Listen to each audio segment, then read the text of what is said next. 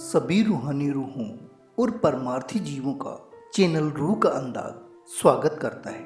सत्संग, साखियाँ और रूहानी चर्चा के लिए चैनल रूह के अंदाज को सब्सक्राइब करें। धन दौलत, मान सम्मान, पद प्रतिष्ठा पाकर मनुष्य बोरा जाता है। अस्थायी को स्थायी समझने की भूल करता है, परंतु काल कोई लिहाज नहीं करता। सोई आत्मा को जगाने वाली कबीर साहिब की ये वाणी, जिसको लेकर मंगाराम जी ये सत्संग फरमा रहे हैं। आइए एकाग्रता और तवज्जो के साथ सत्संग सुनते हैं, सत्संग से लाभ उठाते हैं। कबीरा गर्भन कीजिए, ऊंचा देखे आवाज, काल पर लेटना, ऊपर जम की घास। कबीरा गर्भन कीजिए, ऊंचा देखे आवाज, काल पर लेटना, ऊपर जमसी घास। यह महात्मा कबीर साहिब जी महाराज की वाणी है। किसी न किसी संत महात्मा दरवेश की वाणी हम जब सत्संग में आते हैं, सुनते हैं। इन संतों ने हमें एक ही संदेश दिया, हमारे सामने एक ही मकसद रखा। कब? जब से दुनिया बनी, जब जब हम इंसान बन करके आए, परमात्मा ने दया करके कबीर साहिब सरीखे महात्मा दुनिया के अंदर भेजे, लेकिन हमने माया के नशे में चिकनाचूर होकर के इनको सुना तो क्या, इनकी बात को सोचा तक नहीं। अगर एक अंधा अंधेरे के अंदर फंस जाए और ठोकरें खाए, तो हम तो इंसान हैं, हमारा दिल पसीज उठता है, हमारा दिल दुखी होता है। ये संत अपने दिव्य दृष्टि से देखते हैं कि ये इंसान तो जुगों का अंधा है और अंधेरे में ठोकरें खाता है, 84 और आवागमन के दुख भोगता है। आज हम सुन रहे हैं एक महात्मा के, जो महात्मा दयावान है, करुणा के अवतार हैं। उसके दयावान दिल की एक पुकार है कि शायद कोई सुने, विचारे और जागे, समझे। इसलिए ये हमारी हालत इनको हिलाती है और इनको अपने घर से चल करके मजबूर करके हमारे लेवल तक लाती है। पलटू साहब ने वाणी के अंदर लिखा, पलटू मैं रोवन लगा, चलता कोलू देख, 3 लोक पीड़ा गया, बिना विचार विवेक। इन अंधों के अंदर विचार नहीं है, विवेक नहीं है, और ये जो कोलू है वो त्रिलोकी के चोटी तक है। जैसे कोलू के अंदर चीजें पिल करके क्या उनका हाल होता है, ये 84 के घानी में पिल रही है। इसी लहजे के अंदर कबीर साहब ने फरमाया, चलती चाकी देखकर दिया कबीरा रोए। उधर पलटू साहब रो रहे हैं, यहां कबीर साहब रो रहे हैं। क्यों रो रहे हैं? हमारी दुर्दशा देखकर, हमारी बेपरवाही देखकर, चलती चाकी देखकर दिया कबीरा रोए, क्यों दो पाटन के बीच में साबित बचा न कोई। जो पलटू साहब ने कहा, दो पाटन कौन सा है? एक पाटन त्रिकुटी ब्रह्म के चोटी पर, दूसरा ये मात मंडल। क्या देवी देवता भी पीछे जा रहे हैं? जो रचना त्रिलोकी के चोटी तक है, इसलिए इनकी हार्दिक आशा भी एक होती है। सारी जिंदगी कबीर साहब समझाते रहे और ये वाणी किसी मतलब से छोड़ के गए कि आने वाले लोग शायद इसको पढ़े, इसको सुने और हमारी बात और शिक्षा की तरफ ध्यान दे करके आवागमन के चक्कर से छुटकारा पाए। यहां आप फरमा रहे हैं, कबीरा गर्व न कीजिए। गर्व अवमान, अहंकार। कोई इंसान अहंकार और गर्व से खाली नहीं। इसको हम होमे कहते हैं, खुदी कहते हैं, ईगो कहते हैं, आपा कहते हैं, मैं मेरी कहते हैं। ये संत कौन है? जो तू और तेरी कहने वाले हैं, इसलिए उसमें समाये हुए हैं। इसलिए कहते हैं तेरे अंदर तो अनेक गुमान हैं। ये गुमान शुरू कैसे होते हैं? पहले शरीर से। ये आईने के अंदर अपनी गोरी शक्ल देखता है, बांकी आंखें देखता है, लाल गाल देखता है, सफेद सुंदर दांत देखता है, शरीर का बल और पौरुष देखता है। देख देख करके फूला नहीं समाता। और फिर इस तन को सुखी रखना और इस तन के जरिए कुटुंब को सुखी रखना, ये है जड़ किसकी? गर्व की, अहंकार की, अभिमान की। यहां से शुरू होता है और फिर इसकी लिस्ट तो कभी खत्म होने वाली नहीं।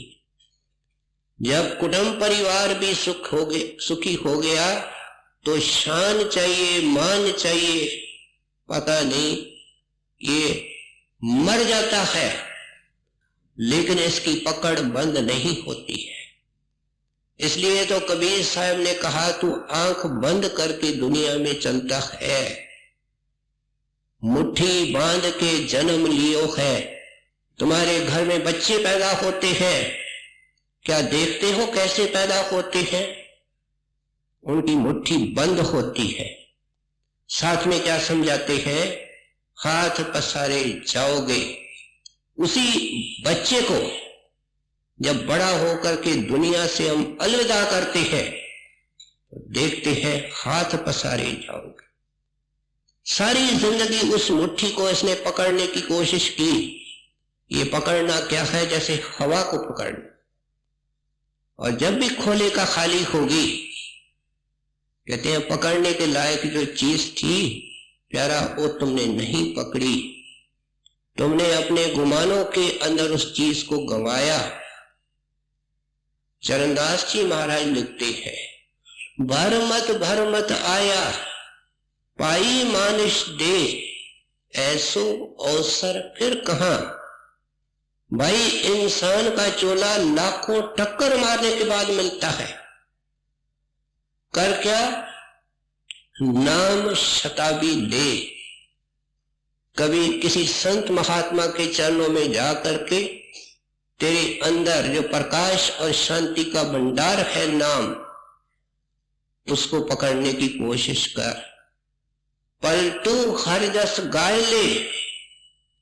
तुम तो दुनिया के जस गाते हो, चाहते हो दुनिया तेरा जस गावे। दो काम ही इंसान जानता है, या किसका जस गाता है, चाहता है मेरा जस गाए, और पलटू सा, पलटू हर जस गाय ले। गाय ले का मतलब क्या है कि श्वासों का कोई भरोसा नहीं है। आगे लिखते हैं बहता पानी जात है, रात दिन तेरे श्वास खत्म हो रहे हैं। जैसे नदी का पानी पुल के नीचे निकला, कोई वापस आ सकता है? वो तो पता नहीं कहां निकल गया। सो इसलिए आप समझाते हैं बहता पानी जात है, धऊ शताबी हाथ, तेरे हाथ जन्मों जन्मों के काले हैं, गंदे हैं। क्या पांव के नाखून से लेकर सिर के चोटी तक बंधा तो कर्मों की गठड़ियों से लदा हुआ है। ये इंसान का चोला सफाई के लिए मिला है, भक्ति के लिए मिला है। ये आदर्श संतों ने रखा, हमने नहीं सुना। कबीर साहब हमको याद दिला रहे हैं बंदा तो किस काम के लिए आया है, किस तरह इस दुखों से छुटकारा पा करके सदा के लिए सुखी हो सकता है। सो इसलिए कहते हैं ऊंचा देख आवास। आवास हम जानते हैं मकान को कहते हैं, और ऊंचा आवास महल। जिस जमाने के अंदर कबीर साहब हुए उस वक्त अमीरी की एक निशानी ये मानी जाती थी कि जिसके पास धन इकट्ठा होने लगता वो मकान के ऊपर एक और मंजिल बना देता, और पैसा आता तो मंजिल के ऊपर मंजिल, चौबारे के ऊपर चौबारा बनवा देता था। जमाने के अनुसार संतों की वाणी में मिसालें मिलती है, और आज उन चौबारों की शक्ल हम देख रहे हैं। 50 मंजिले 100 मंजिले मकान हो गए हैं, फिर और भी तरह के साधन हो गए हैं। हमारे चेक बुक है, पासबुक है, एफडीज है, ज्वेलरी है। आपका अर्थ बड़ा कॉम्प्रिहेंसिव है, जिसका मतलब धन है, पैसा है। क्योंकि इंसान जानता है कि पैसे के जरिए सब सुख मिलते हैं, इसलिए जब से होश संभालता है ये पैसे को अर्जित करने और इकट्ठे करने में लग जाता है। और इसको होश तब आती है, कह कबीर प्राणी तब जागे जिंदगी में नहीं जागा। कह कबीर प्राणी तब जागे जम का दंड मूड पे लागे। जमदूत आ गया, इसको शरीर से खाली कराया। कहते हैं बंदे तू एक पानी का बुलबुला जिसकी हवा किसी वक्त निकल गई, तो डूबता हुआ तारा जो प्रभात को छिप जाता है, तो कांच का बर्तन जमदूत के ठोकर से पुर्जे पुर्जे होने वाला बंदा, तो इतने गुमान लेकर के फिरता है, इतने अहंकार लेकर के फिरता है, इस नश्वर काया को सदा के रहने की जगह समझ के बैठा है। आप जहन नशीन क्या करवाना चाहते हैं कि पहले मौत को सामने रखो, इस काया की असलियत समझो। अगली कड़ी के अंदर इसलिए कहते हैं कि आज हो सकता है और कल हो सकता है। क्या तेरा निवास कब्रिस्तान में। ये मुसलमान जुलाहे दरवेश थे, मुसलमानों को कब्र के अंदर दफनाया जाता है, हिंदुओं को शमशान घाट के अंदर शमशान भूमि में पहुंचाया जाता है। साथी उनके साथ जाते हैं और जिसको दफनाते हैं अपने तरफ से मिट्टी की एक मुट्ठी उसमें डाल करके कहते हैं प्यारे अलविदा, तुम्हारा और मेरा कोई वास्ता नहीं। इस तरह शमशान भूमि में एक एक आदमी जो उनके साथ जाता है एक एक लक्कड़ भेंट करता है कि तेरी और मेरी दोस्ती खत्म। कहते हैं देखते हो तुम करते हो। कब्रिस्तान में मुसलमान जाता है, ईसाई जाते हैं, हिंदू भाई शमशान घाट में जाते हैं, रोज का खेल है, आए दिन धुआं निकलता रहता है। कहते हैं आंख बंद करके अंधे होकर के बैठे हो और फिर बहरे भी हो रहे हो, हमारी बात नहीं सुनते हो। फिर जागने की कोशिश नहीं करते हो। कहते हैं, यहां मिसाल आगे देते हैं कि जब कब्र के अंदर दफना देते हैं, अब गरीब आदमी, क्रिस्तानों को छोड़िए, आम मुसलमान तो कब्र के ऊपर कुछ बनाते नहीं है। और धीरे धीरे क्या होता है, उस जमीन पर कबीर साहब नीची कड़ी के अंदर ऊपर जमसी घास, धीरे धीरे उसके ऊपर घास जमता है और फिर उसको लोग लताड़ने शुरू करते हैं। हमको शायद सुन करके हैरानी होगी कि जब से ये दुनिया बनी, ये बड़े में बड़े शहर, अल्ट्रा मॉडर्न कॉलोनीज, ये कब्रिस्तानों के ऊपर आबाद है। अगर सारे कब्रिस्तान दुनिया में मौजूद होते, शायद हमारे रहने के लिए कोई जगह ही नहीं होती। सो इसलिए आप समझाते हैं, भाई इस काया की कदर करो, इसका एक एक श्वास कितना कीमती है। दुनिया में अच्छे अच्छा महल हो, किराए का मकान हो, उसका कितना किराया भाड़ा हो सकता है? $1,00,000, $10,00,000 महीने में। कहते हैं तेरे शरीर का भाड़ा, किराया 24,000 श्वास है। जाकी पूंजी सांस है, नित आए नित जाए, कुछ ऐसा चाहिए रहे राम लीलाए। कहता हूं कह जाता हूं, कहूं बजाए ढोल।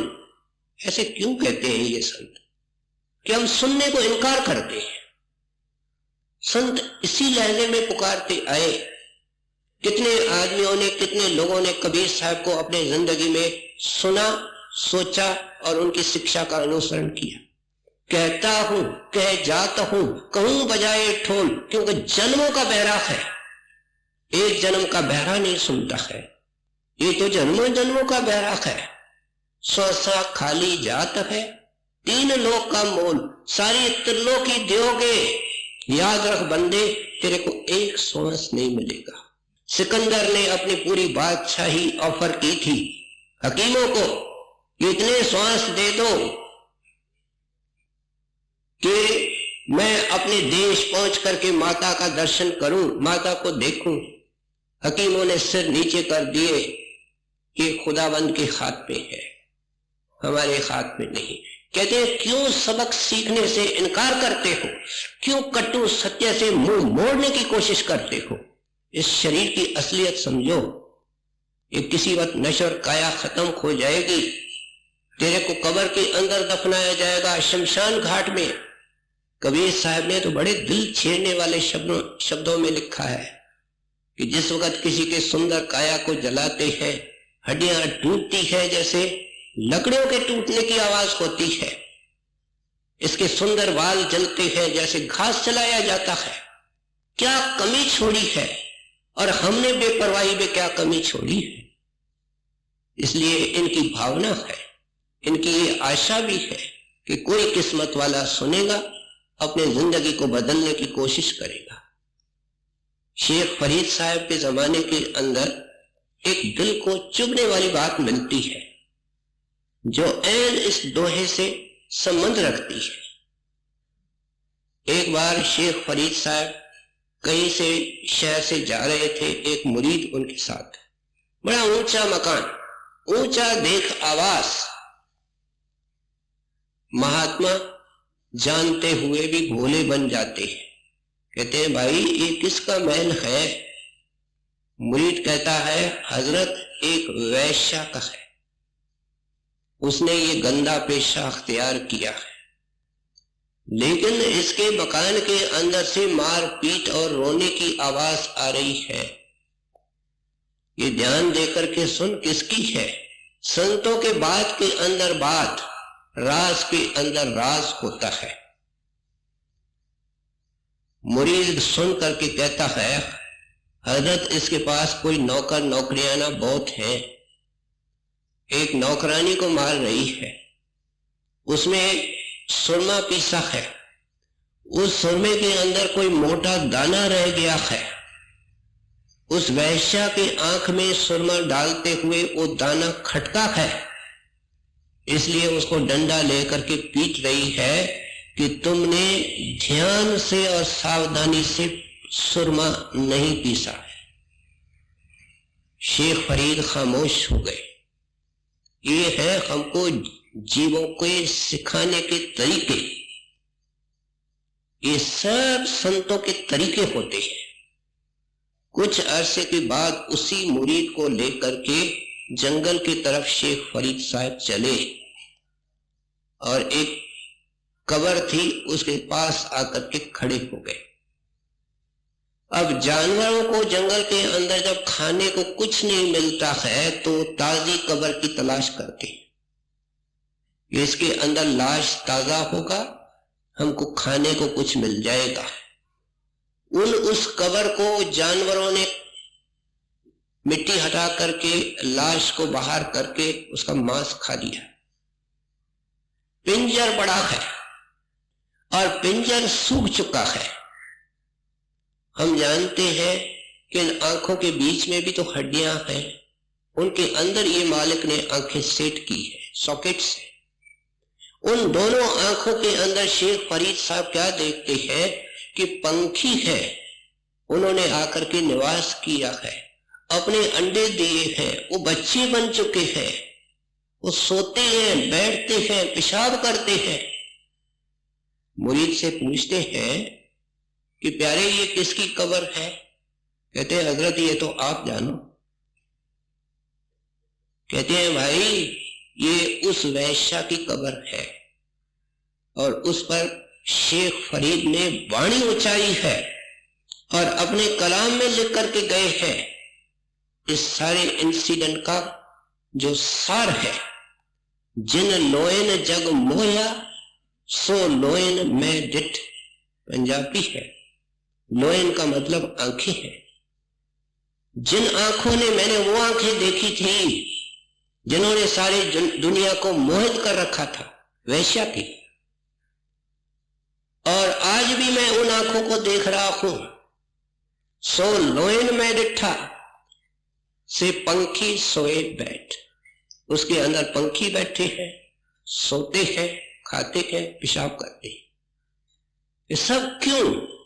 कि इस शरीर की असलियत समझो कि नश्वर है। इसे पूरा पूरा काम लो।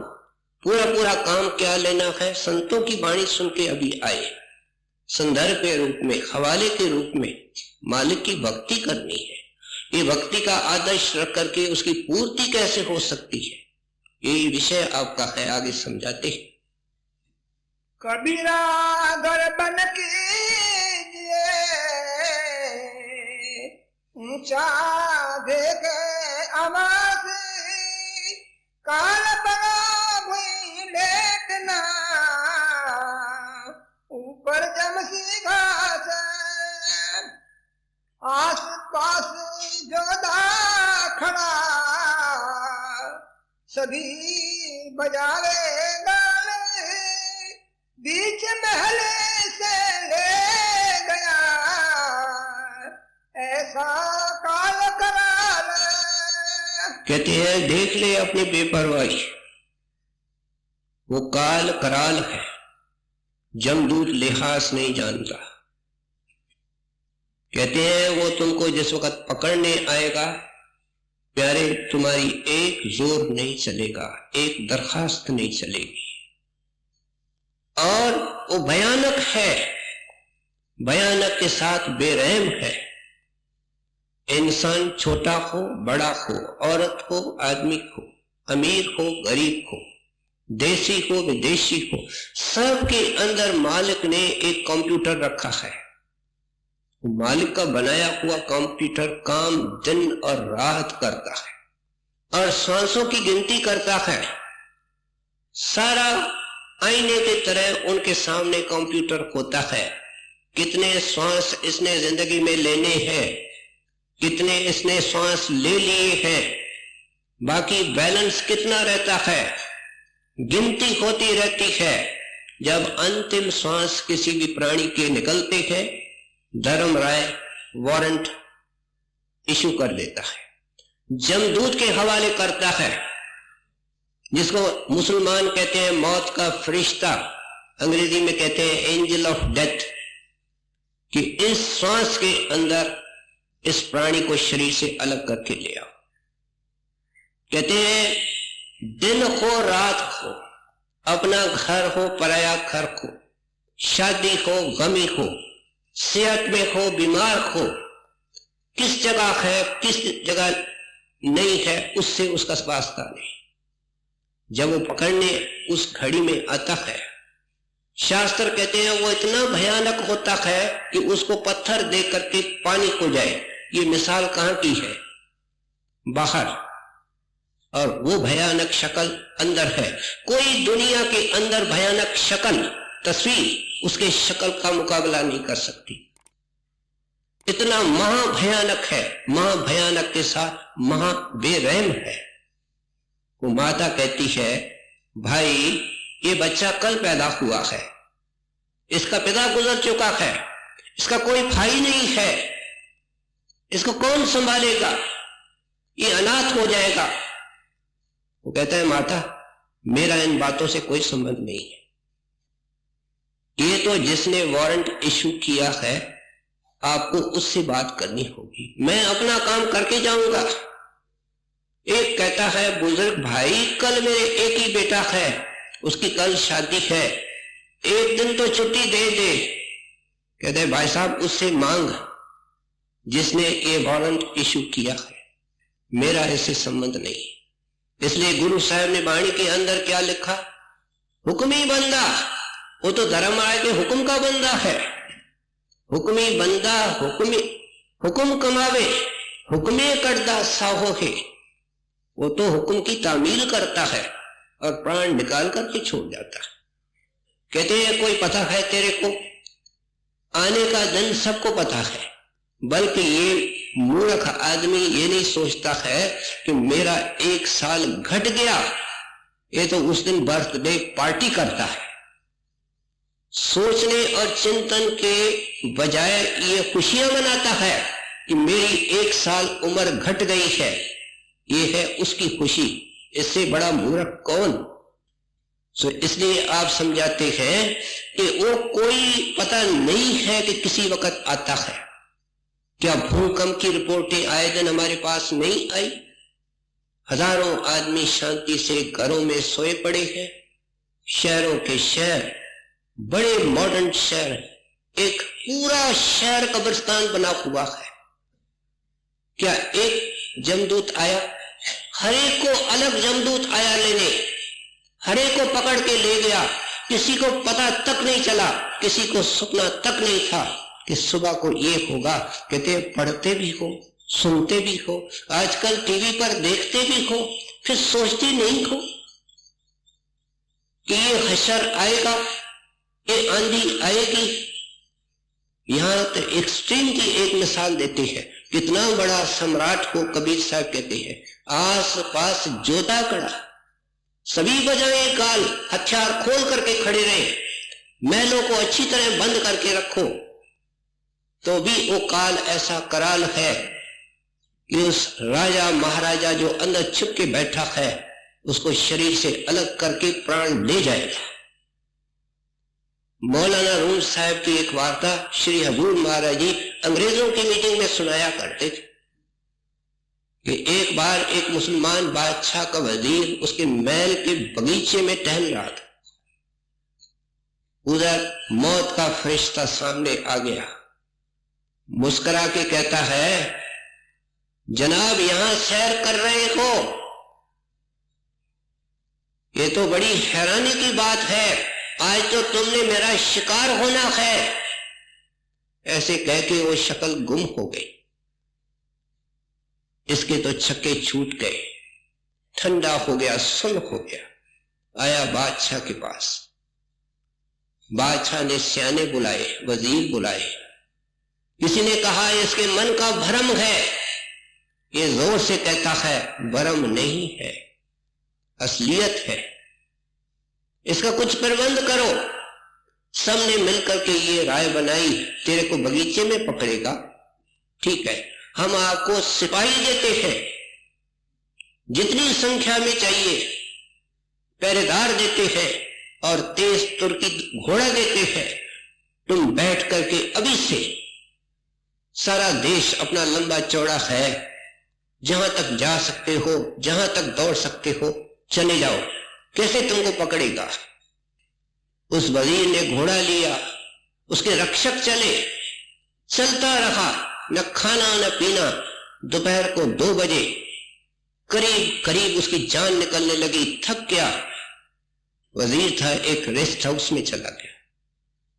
जैसे ही वो पलंग पर लेटा और आंखें बंद की, वही शक्ल जो बगीचे में देखी थी वो उसके अंदर आ गई और कहता क्या है वो फरिश्ता कि मैं हैरान हो रहा था कि इस बगदाद शहर में 2 बजे मेरी तेरे से मुलाकात थी, तेरे को ठिकाने लगाने की, तू बगीचे के अंदर कैसे सैर कर रहा था। मौलाना रूम साहब क्या समझाना चाहते हैं कि दिन निश्चित है, जगह निश्चित है, वक्त निश्चित है, कोई ताकत पैदा नहीं हुई कि इसको बदल सके। और फिर भी है इंसान, तेरी इतनी घोर गफलत, तुमने उस घड़ी का क्या प्रबंध किया है।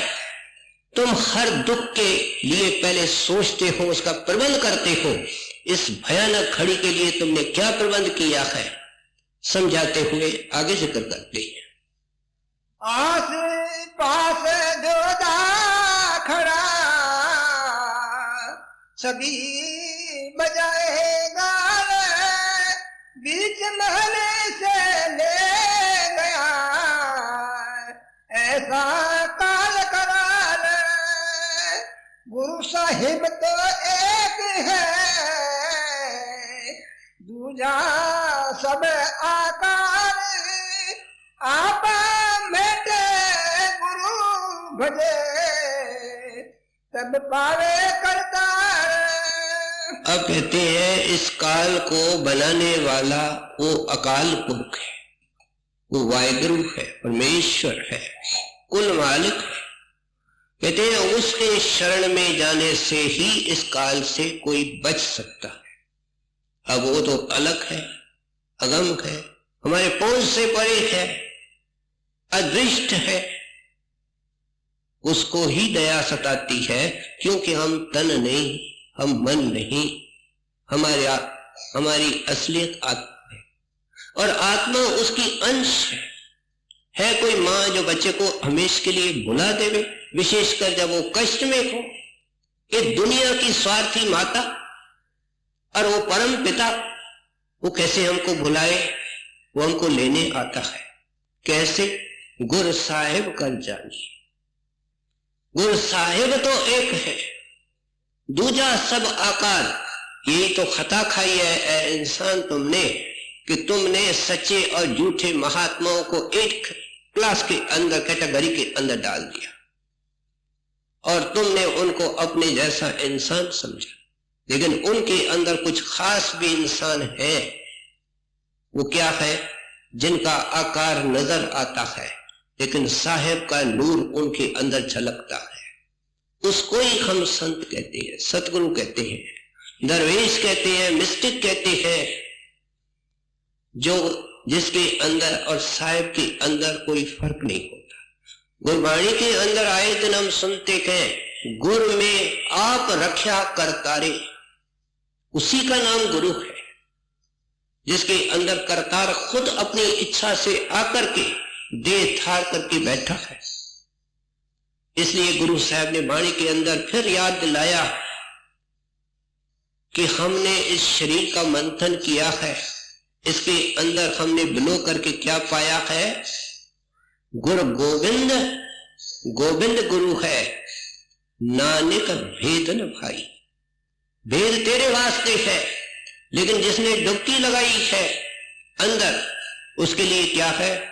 बाहर गुरु, अंदर गोविंद, अंदर गोविंद, बाहर गुरु। गुरु गोविंद, गोविंद गुरु है, यही अर्थ है। नानक भेद न भाई, उसमें और गोविंद में कोई फर्क नहीं है। कहते हैं ऐसे महात्मा के शरण में जाओगे, वो अकाल पुरख से एक में एक है। गुर परमेश्वर एको जान। क्या परमेश्वर काल को बनाने वाला है? इसलिए कहते हैं ऐसे महात्मा के शरण में जाकर के क्या कर, आपातज, जिससे आपने शुरू किया। ये गर्व किसका है? आपे का, खुदी का। खुदी और खुदा में कोई मेल नहीं।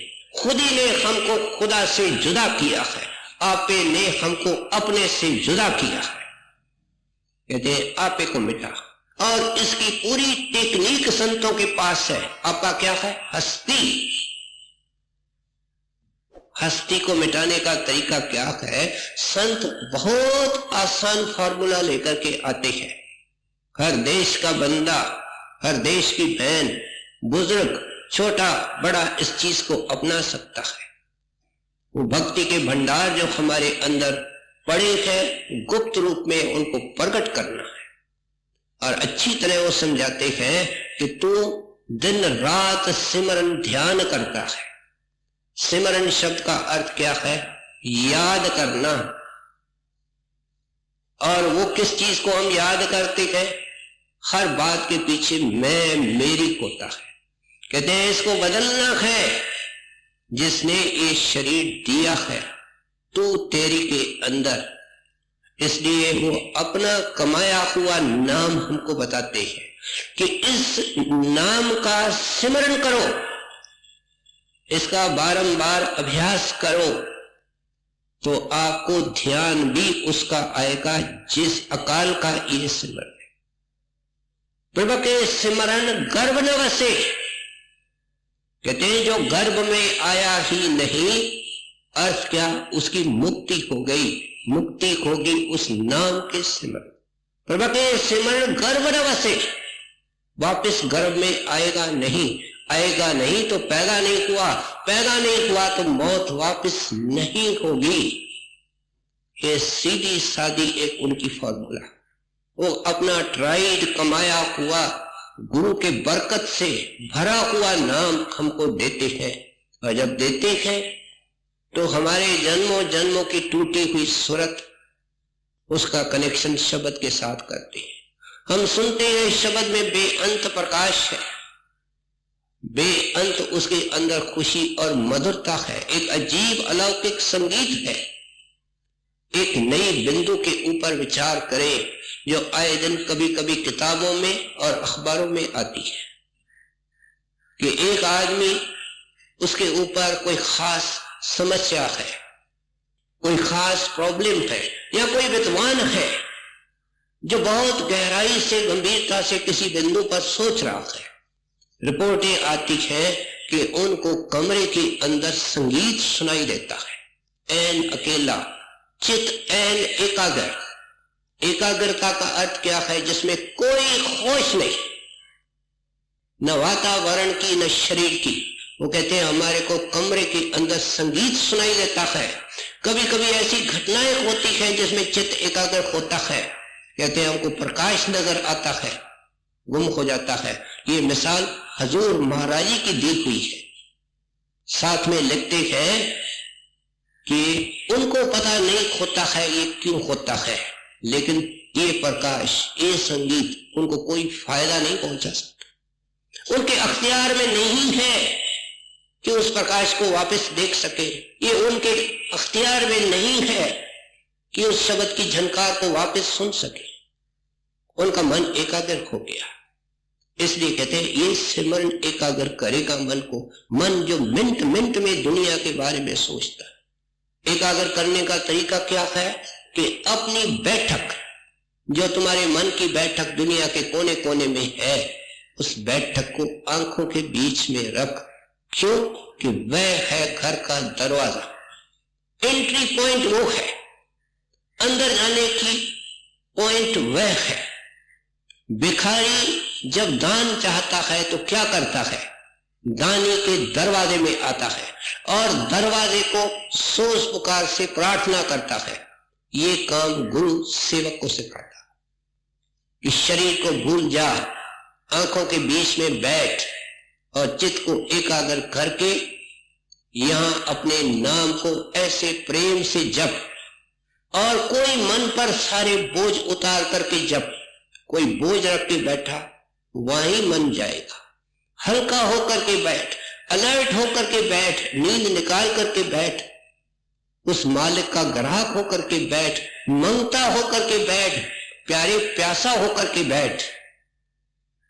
राष्ट्रपति को मिलने की कोई प्रोसीजर होती है, टूटे फटे कपड़े पहन करके कोई राष्ट्रपति के पास नहीं मिल सकता। तो इसलिए कहते हैं इस युक्ति से बैठोगे तो तुम्हारी हालत क्या होगी, तुम्हारा शरीर सुन्न हो जाएगा और आंखों के बीच में ही जमदूत पकड़ता है हर एक आदमी को। अंतिम घड़ियों में तुम उस घाटी को पार कर जाओगे। जिस मरने से जग डरे मोहे मन आनंद, कब? जब इस घाटी को पार कर गया। दादू पहले मर रहो, पीछे मरे सब कोई, ये सारे संतों के साइंस का एसेंस है कि बंदा तुझे मरना है। हमारी शिक्षा है कि जिंदगी में मरो और सुहाग का टीका लगेगा, वापस गर्भ में नहीं आना पड़ेगा। कहते हैं संत कोई कौम बनाने नहीं आते, कोई मजहब बनाने नहीं आते, कोई भर्ती करने नहीं आते, कोई पैसे इकट्ठे करने नहीं आते, वो तो दया का भंडार लेकर के आते हैं। जीवन को पवित्र करने की टेक्निक देते हैं, नाम जपने की टेक्निक देते हैं। कहते हैं इसको छोड़ करके बाकी कोई उपाय ब्रह्मांड में नहीं है इस जमदूत के ठोकर से बचने का। आपको आगे सुने। गुरु साहिब तो एक है, दूजा सब आकार, आपा मेटे गुरु बदे, सब पारे करतार, कामी क्रोधी लालची, इनसे घाट न होए, भक्त करे कोई सूरमा, जात बरन कुल खोए। गुरु साहिब तो एक है, दूजा सब आकार, आपा मेटे गुरु बदे, सब पाए करतार, कामी क्रोधी लालची, इनसे भक्त न होए, भक्त करे कोई सूरमा, जात बरन कुल खोए। सारा संत मत उसकी थ्योरी समझा दी। अब ये सत्संगी बन गया, क्या इसको किस्मत से कोई ऐसा सच्चा संत मिल गया और फिर भी इसका मन डामाडोल है, ऐतराज करता है। हम सब करते हैं सत्संगी बहन भाई ऐतराज। गुरु का मंत्र तो सही, गुरु की दया अकुट, लेकिन हमारा मन शांत नहीं, हमारे अंदर चैन नहीं। जवाब दे रहे कबीर साहब, क्यों नहीं? कामी क्रोधी लालची इनसे भक्त न कोई। कहते हैं तू बराए नाम तो सत्संगी बन गया, लेकिन तुमने काम नहीं छोड़ा, क्रोध नहीं छोड़ा। काम क्या है? काम और नाम ये इस तरीके से है जैसे दिन और रात। अगर दिन है तो रात नहीं, अगर रात है तो दिन नहीं। जहां काम है वहां नाम आ नहीं सकता है, टिक नहीं सकता है। और काम का अर्थ आए दिन खोल करके समझाया जाता है। पर पुरुष का और पर स्त्री का ख्याल भी काम कहलाता है। कोशिश तो ये पूरी होनी चाहिए कि किसी के जो छोटी है बड़ी है, किसी के शक्ल में ध्यान से देखना ही नहीं चाहिए। हरदम अपने गुरु का ध्यान सामने रखना चाहिए। ये औरतों से लगता है, ये पुरुषों से लगता है, ये सत्संगी बहनों से लगता है, भाइयों से लगता है। सो कहते हैं सीलवंत पाक नेक पाक जिंदगी दरकार है प्यारे। अगर तुम्हारा ख्याल स्थिर नहीं, अंदर तो ऐसी शक्लें हैं जो तू पानी पानी हो जाएगा। तू कहता तो है गुरु को कि अंदर लेके चलो, स्त्रियों के लिए पुरुष, पुरुषों के लिए स्त्रियां। फिर वहां कैसे टिक सकता है जब यहां तुम्हारा मन इतना चंचल है? इसलिए कहते हैं काम को छोड़ो। फिर क्रोध की तरफ आते हैं। कहते हैं क्रोध में ख्याल फैलता है। हजूर महाराज फरमाया करते थे, काम में नीचे ख्याल करता है, क्रोध में ख्याल फैलता है। और नाम के कमाई का मकसद क्या है? कि ख्याल को इकट्ठा करना, एकाग्र करना, आंखों के बीच में जमाए रखना। तो जो सत्संगी चिड़चिड़ा है, शॉर्ट टेम्पर्ड है, क्रोधी है, वो कैसे नाम की कमाई कर सकता है? अपने चित्त को कैसे एकाग्र कर सकता है? अगर 5 मिनट का जोश किसी सत्संगी को किसी बात पर आता है, वो खुद जानता है, कहने की जरूरत नहीं कि एक दिन तो क्या 1 हफ्ता उसका मन डामाडोल रहता है। किसका नुकसान हुआ? डॉक्टर कहते हैं एक तरफ के शरीर का बड़ा नुकसान होता है, महात्मा कहते हैं कि तेरे असली मकसद और वजन का नुकसान होता है। स्वामी जी महाराज कहते हैं तेरे सूरत को जलाता है क्रोध। अरे सत्संगी भाई, फिर क्यों करते हो? बहन क्यों करती है? तुम शिकायत भी करते हो, मन में चैन नहीं है। हजूर महाराज तो एक बेस सत्संगी की मिसाल दे करके सत्संगियों को समझाया करते थे कि आपके ऊपर तो संतों का हाथ है, नाम की बरकत है। आप न्यूटन की बात सुनाया करते थे, वो एक साइंसदान था लेकिन सहनशील था। उसने हमारे साइंस को कितनी बड़ी देन दी है, कोई साइंस का जानकार उसको भूल नहीं सकता है। और उस जमाने के अंदर जब बिजली नहीं थी, उसने रात और दिन वर्षों तक रिसर्च की, शोध कार्य किया। और उन दिनों में लंबी लंबी मोमबत्तियां होती थी।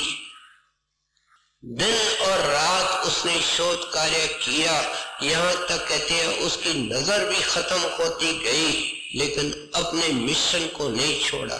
जो जो निष्कर्ष निकले, नतीजे निकले, उन्होंने कागज के टुकड़ों के ऊपर लिखता गया, ढेर लगाता गया, इस ख्याल से कि इनको इकट्ठा करके मैं दुनिया को किताब के रूप में अपना आविष्कार की बातें दे करके जाऊंगा। उनके पास एक पालतू कुत्ता था, बड़ा उनसे इनका प्रेम था। और उस कुत्ते का प्रेम कभी कभी हमने देखा है इंसानों से अच्छा होता है।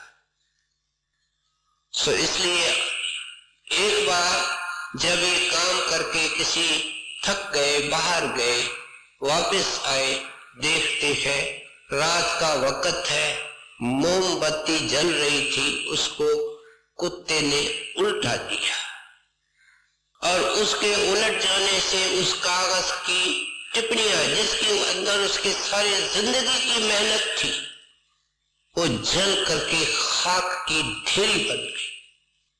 उस वक्त भी न्यूटन को जोश नहीं आया।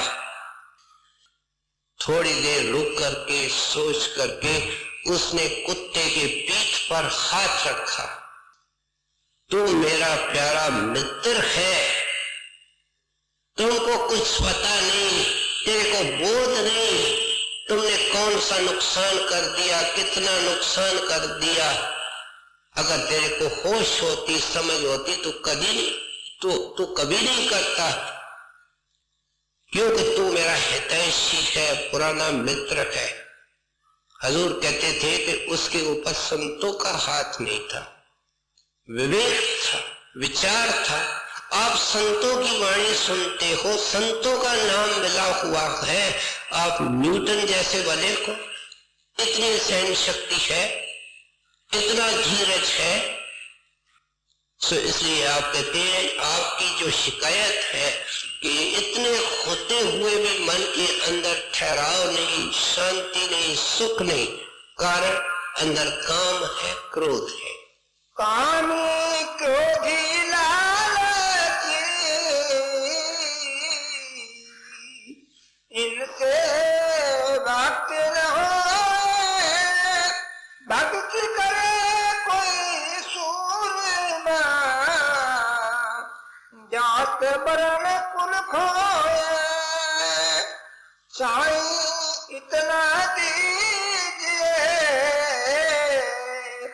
जाने कुटुंब समाए, मैं भी भूखा ना रहूं, साधन भूखा जाए।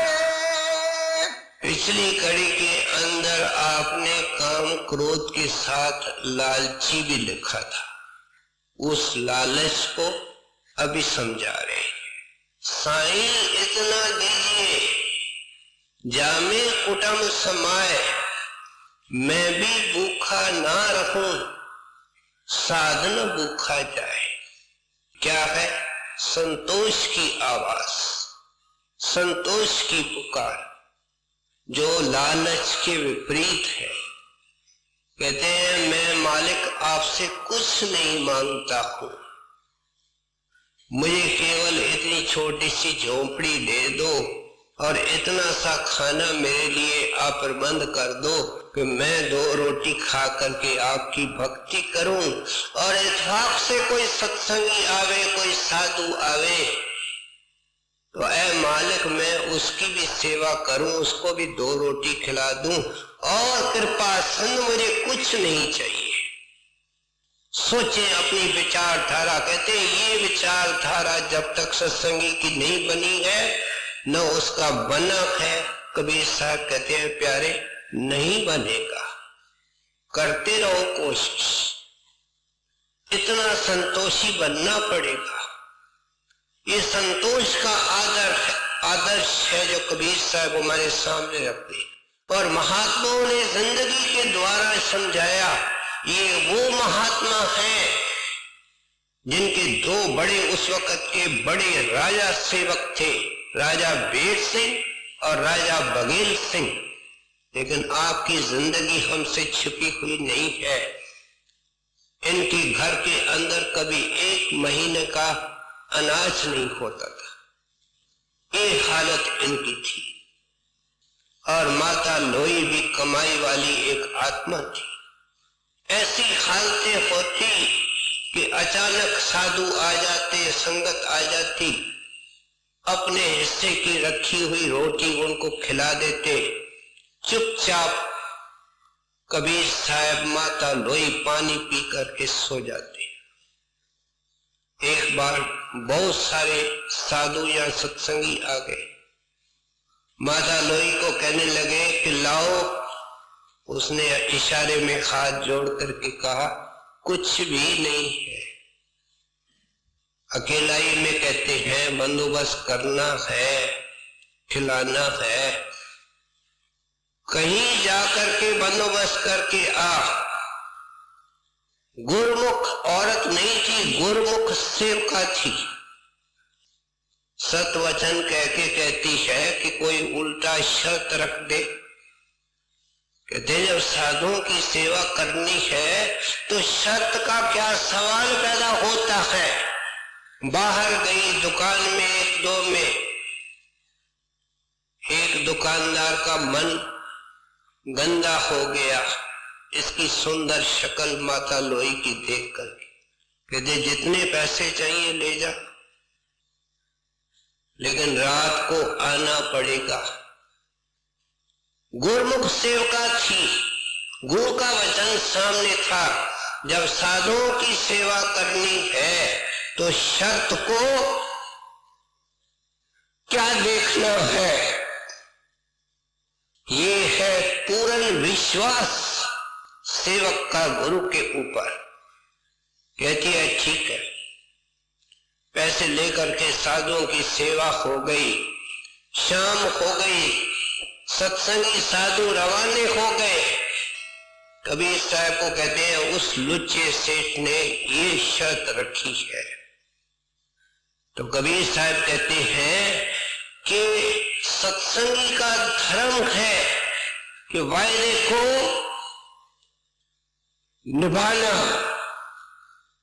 जो वायदा किया गया है उसको निभाएंगे, मिलकर के निभाएंगे।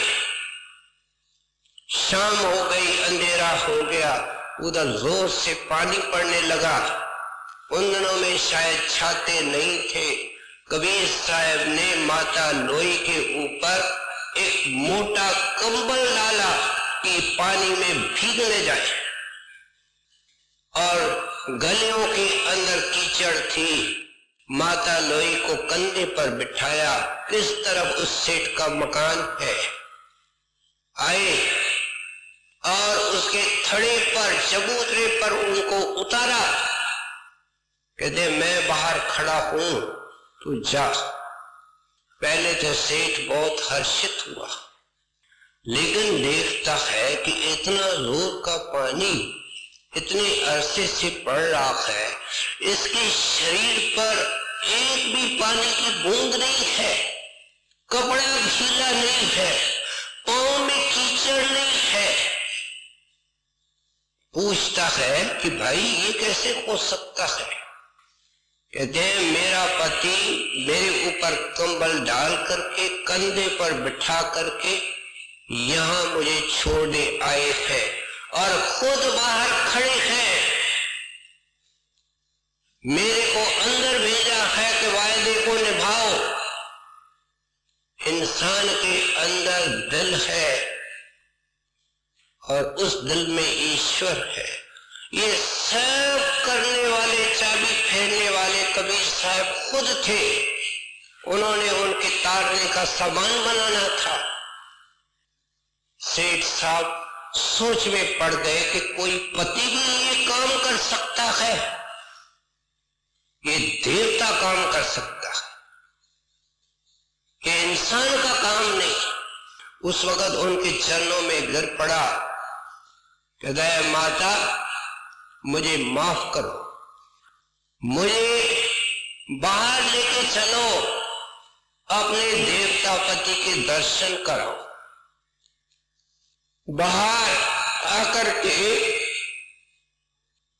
कबीर साहब से क्षमा मांगने लगा। सुनो संतों की विशालता। कहते हैं प्यारे तेरा कोई दोष नहीं, तुमने कोई दोष नहीं किया है। संत प्रेम का पानी लेकर के आते हैं और वो ऐसा गिरा हुआ इंसान, पतित इंसान कबीर साहब का एक प्रेमी सेवक हो गया। कहते हैं लालच को छोड़ करके संतोष को अपना करके तो देख, छोटे में गुजारा करके देख, तो करने की कोशिश तो कर, तेरी आज से जिंदगी सुखों से भर जाएगी। तू सोचता है जितना सामान होगा उतनी खुशी होगी, तेरे सोच तरीका ही गलत है। जितनी भभूति होगी उतनी चिंता होगी। सबक पढ़ा रहे हैं सत्संगियों को जो शिकायत करते हैं कि गुरु के नाम में रस नहीं आता है, मन में शांति और चैन नहीं आता है। कैसे आएगा? सिलसिलेवार खोल खोल करके समझाते हैं। साईं इतना दीजिए जाने कुटुंब समाए, मैं भी भूखा ना रहूं, साधन भूखा जाए, सुख के माथे सिले पड़े, जो नाम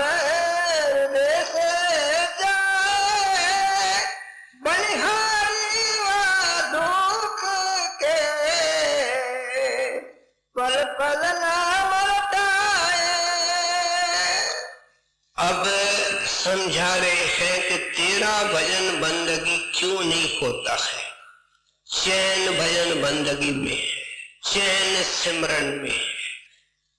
उसको भुला करके इसको चैन मिल कैसे दे सकता है। कहते हैं तेरी हालत ये है प्यारे कि तुम सुख के अंदर सुखी हो जाते हो और दुख के अंदर दुखी हो जाते हो। दोनों हालतों में मन एकाग्र नहीं होता। क्या सुख में फैल गया, दुख में डामाडोल हो गया। इसलिए कहते हैं कि ये जो दुख और सुख प्यारे आते हैं इनका भजन से कोई वास्ता नहीं। ये बड़े महाराज साहब का वचन है। दुख और सुख का भजन से कोई वास्ता नहीं, इनका वास्ता प्यारे कर्मों से है। भाड़ा समझ करके दोनों के अंदर समान रह करके तुम नाम को पकड़ के रख। और ये हो सकता है, संतों ने कोई शिक्षा नहीं दी जो नहीं हो सकती है। हमारा मन ऐतराज करता है कि ये नहीं हो सकता है, कठिन है, लेकिन नामुमकिन नहीं है। सो इसलिए कहते हैं दुख और सुख, विशेषकर दुख के अंदर ये डामाडोल होता है। ये सत्संगी 10-20 साल का पुराना जब संकट आता है उस वक्त ही हाथ जोड़ना शुरू करता है, दीनदयाल इसको तो दूर कर दीजिए, ये क्या हो रहा है। तुम अपने हाथ से बो करके आया है, तेरी फसल तेरे पास आ रही है और ये गुरु को कहता है दीनदयाल ये क्या हो रहा है। वो तो इसका रास्ता साफ कर रहे हैं। जो शरीर से बीज बोया गया है वो शरीर के ऊपर भोगने से ही जाएगा। अवतारों को भोगना पड़ा, इसको समझ ही नहीं है, संत मत की गहराई को नहीं जानता। इसलिए कहते हैं कोई प्रीतम की तरफ से, क्योंकि नाम लेने के बाद दुख और सुख दोनों गुरु के तरफ आता है। बाबा जी महाराज लिखते हैं मुनासिब होगा तो सुख भेजेंगे। कौन सा शब्द है, भेजेंगे। कौन भेजेगा? गुरु। किसको? सेवक को। मुनासिब होगा तो सुख भेजेंगे, मुनासिब होगा तो दुख भेजेंगे। तो क्या हुआ? प्रसाद, क्योंकि उसने भेजा। इसलिए कहते तेरी जुबान कड़वी है, प्रीतम के तरफ से जो आता है वो कड़वा नहीं है। बुखार के अंदर तो मिश्री भी कड़वी लगती है, मिश्री तो कड़वी नहीं है। दुख को देखने का तरीका है। इसलिए स्वामी जी महाराज ने कहा दुख की घड़ी गनीमत जानो, बात ही उल्टी है। कहते दुख का स्वागत करो। और कैसे स्वागत करो? नाम गुरु का पल पल भजना। हमें संकट के अंदर मन सिकुड़ जाता है। सेहत के अंदर सत्संगी है, उनको आंखें भी हैं, उनको पांव भी काम करते हैं, हाजमा भी है, पैसा भी है, 15 मिनट भजन नहीं करते।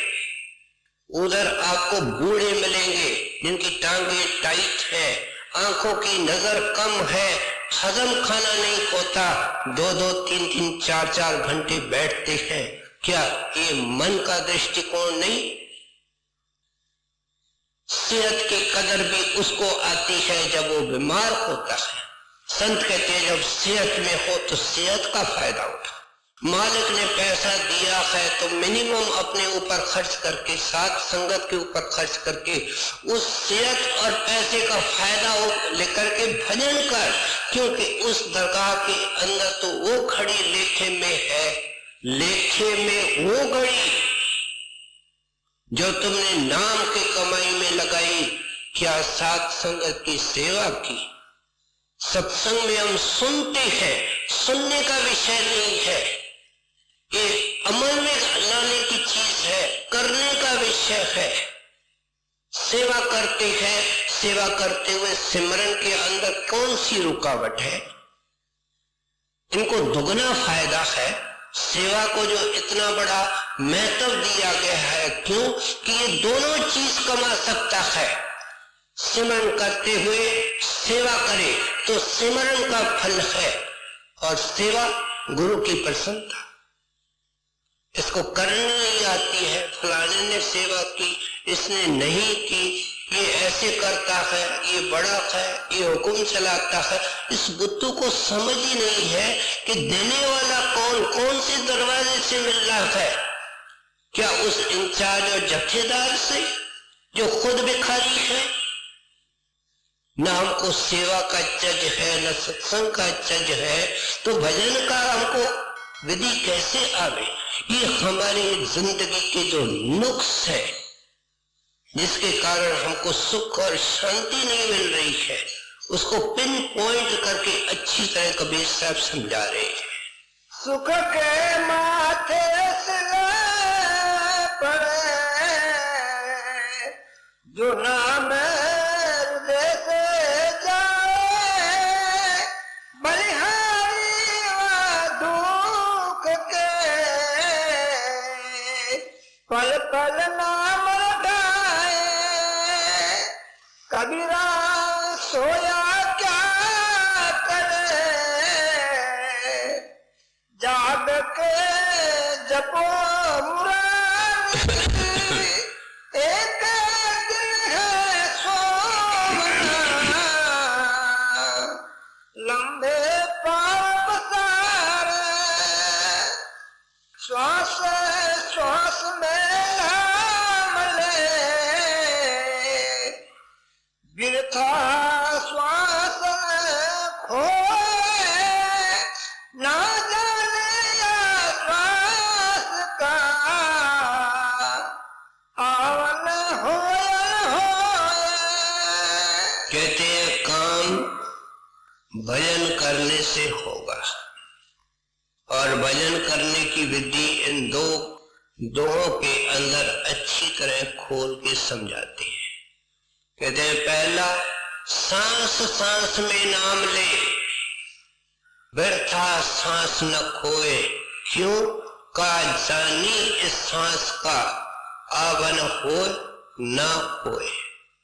कहते हैं जो सांस इस वक्त निकल रहा है, बंदे इस नतीजे पर पहुंच कि ये तेरा अंतिम श्वास है।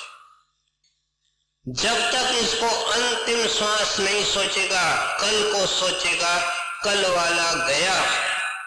जिसने आज को सोचा वो भी गया, जिसने अब को पकड़ा वो पास हो गया।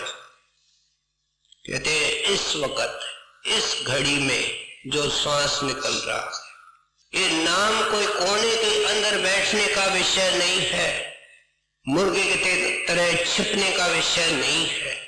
ये तो बहादुर होकर के दुनिया के जिम्मेवारियों को जो हमारे ऊपर है मिनिमम पॉसिबल, एक होता है जो मालिक ने दी है, दूसरा है जो मन हमारे ऊपर लाद रहा है। संत मत उनको निषेध करता है, इसी के बहाने में कहता है जिम्मेवारियों की मनक है, और अपने ऊपर लादता जाता है। क्या मन को दुनिया से निकाल करके नाम में रखे, और जो मिनिमम पॉसिबल जिम्मेवारियां हैं, नौकरी है, दुकान है, बच्चों की देख रेख है, ध्यान मालिक में, सिमरन में, श्वास श्वास में नाम ले। कहते हैं सुना नहीं कि जवान था 30 साल का, कोई बीमारी नहीं हुई, चाय पीने बैठा, चाय की प्याली उठाई, 2 घूंट पिए, तीसरा घूंट अंदर गया ही नहीं। क्या कभी नहीं सुना? सोया, अनेक मिलते हैं, सोया, ठीक ठाक सोया। सुबह को माता गई, बहन गई, बीवी गई, नौकर गया, कोई जवाब नहीं। कहते हैं फिर क्यों नहीं मेरी बात को समझते हो कि ये श्वास जो निकल रहा है इसको अंतिम समझ। और आज से अब से नाम की कमाई करनी शुरू कर। लेकिन इस आदर्श में कामयाब होने के लिए क्या करेगा? कबीर सोया क्या करे, जाग के जपो मुरार। एक दना है सोना, लंबे पांव पसार। कहते हैं तू तो बेखबर होकर के दुनियादारों की तरह दिन भर तो बैलों की तरह चलता है, बेजान होकर के रात को सोता है, चादर ऊपर खूब तान लेता है और इसको कोई होश नहीं। सुबह को 7 बजे इसकी आंख खुलती है, पहले टीवी का बटन दबाता है और खबरें देखता है और सचखंड भी जाना चाहता है। कहते हैं मालिक को तुम बेअकल समझते हो, तुम अपने आप को बेअकल बना रहे हो। जिसने खंड ब्रह्मांड बना रहे हैं वो तेरे मन की हालत जानता है। ये आगे पीछे श्वास श्वास में सिमरन नहीं हो सकेगा जब तक अमृत वेले उठ करके नहीं बैठेगा। उस वक्त ये अभ्यास करना है। शेख फरीद ने जब लिखा रात खतूरी मंडिये सुतिया मिले न भाव, तो लिख सकते थे रात दिन को भी लिख सकते थे, लेकिन आपने रात को क्यों लिखा? कि कोई ऐतराज नहीं करे कि दुनिया की जिम्मेवारियों को छोड़ करके बैठा है। हजूर महाराज अपने अदा से समझाया करते थे कि अमृत वेले भजन करने के अनेक फायदे होते हैं। मन पर कोई किसी के आने जाने का बोझ नहीं होता है, कोई टेलीफोन नहीं आता है, गलियों में कोई शोर नहीं होता है। एकांचित होकर के पिछले दिन की सारी बातें और झगड़े फूले होते थे। कहते हैं जो उस वक्त बैठ करके ध्यान से चित्त को एकाग्र करके अपने ख्याल को धीरे धीरे इस शरीर से निकाल करके आंखों के बीच में लाता है, उसको आगे पीछे सिमरन अपने आप ही याद आएगा। याद करते करते वो सिमरन चलते फिरते भी आंखों के बीच में होने लगेगा, फिर उसको चलते फिरते भी रस आएगा। ये फीका मजमून शुरू में जरूर है, लेकिन इसके अंदर से ही मधुरता निकलती है। कहते हैं ये कड़वी क्विनन है, ये खानी पड़ेगी। 100 बार डॉक्टर के पास चक्कर लगाओ, दर्शन के लिए जाते हो, मुबारक है, लेकिन जो डॉक्टर ने दवाई दी है वो प्यारे खाना पड़ेगा। पुराने बीमार हो, डॉक्टर से मिलने से कुछ नहीं होगा, हिम्मत अफजाई जरूर होगी, लेकिन दवाई जो उसने दी है वो खानी पड़ेगी। समझा रहे हैं नाम को छाती से लगाने का तरीका क्या है। अमृत वेले उठो, मालिक के ग्राहक बन करके 2-3 घंटे बैठो, हरदम उसको अपने छाती से लगा करके दुनिया की जिम्मेवारियों को निभाओ। श्वास श्वास में नाम बिरथवा श्वास खोए, ना जाने श्वास का आमल होयल होए। कहना था सो कह दिया, अब कुछ कहा न जाए। एक रहा दूजा गया, दरिया लहर समाए। अब आखिर में बड़ी सुंदर शिक्षा देते हैं। कहते हैं दुनिया कभी संतों से खाली नहीं रही। जब जब तू इंसान बना तो संतों ने वही चीज समझाई प्यारे जो आज कबीर बोल रहा है। क्यों? हजूर महाराज फरमाया करते थे ये संत महात्मा सतनाम के सागर की लहरें होती है और फिर वो लहर सागर के अंदर समा जाती है। एन वो शिक्षा कबीर साहब आखिर में दे रहे हैं कि मैं उस सतनाम के सागर की एक लहर हूं, मेरा काम है होका देना, मेरे को हुक्म है समझाने का और मैं आपकी खातिर आया हूं। जब ये मौजूद थे तो उनको समझाते रहे, साहब के हुक्म से ये वाणी छोड़ के गए हमको समझाने के लिए। कहते हैं आज जो सतनाम के सागर की लहर है, जो वर्तमान महात्मा है, कोई सच्चा संत है, उनके पास जा और मौत का डर हमेशा सामने रख कि जिंदगी घटती जाती है, मौत नजदीक होता जाता है, इसको कैसे सकारत करना है। वो महात्मा इसी काम के लिए सच्चे आते हैं। धन इकट्ठे करने वाले, करामतें दिखाने वाले, इनसे हमारा कोई वास्ता नहीं।